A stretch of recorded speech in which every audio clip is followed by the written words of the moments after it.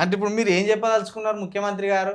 భర్త భార్యను హింసించినా ఎట్టి పరిస్థితుల్లో విడాకులు తీసుకోకూడదు, లేకపోతే భార్య భర్తను హింసించినా ఎట్టి పరిస్థితుల్లో భర్త కూడా విడాకులు కోరుకోకూడదు, ఇది మన హిందూ ధర్మం.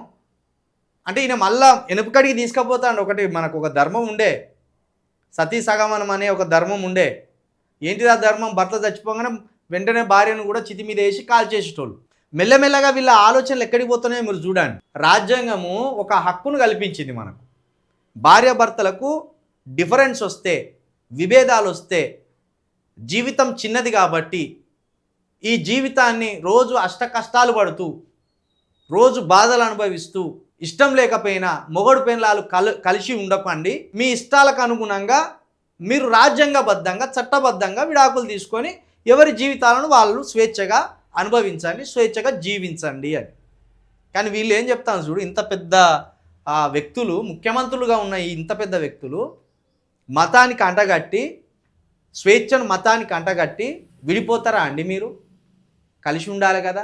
ఈ ముచ్చట్లు మరి డిప్యూటీ సీఎం పవన్ కళ్యాణ్ గారికి కూడా చెప్పనుంటారు. ఇవి ఎట్లా చెప్తారు? ఇవన్నీ మీరు ముఖ్యమంత్రిగా ఉండి ఇవి ఎట్లా చెప్తారు చెప్పండి? అంటే రాజ్యాంగానికి విరుద్ధంగా మీరు బోధిస్తున్నట్టు కదా, రాజ్యాంగానికి వ్యతిరేకంగా మాట్లాడుతున్నట్టు కదా. మనిషి జీవితం కంటే ఏదైనా గొప్పది ఉన్నదా? మనిషి స్వేచ్ఛ కంటే ఏదైనా గొప్పది ఉన్నదా? స్వేచ్ఛ జీవితం అంటే ఏంటిది? నువ్వు ఇతరులను ఇబ్బంది పెట్టకుండా నువ్వు స్వేచ్ఛగా బతకాలి, ఇతరులను హింసించకుండా నువ్వు స్వేచ్ఛగా బతకాలి. నీకు నువ్వు హింసను అనుభవిస్తూ బతకాలని చెప్పడమే దుర్మార్గం.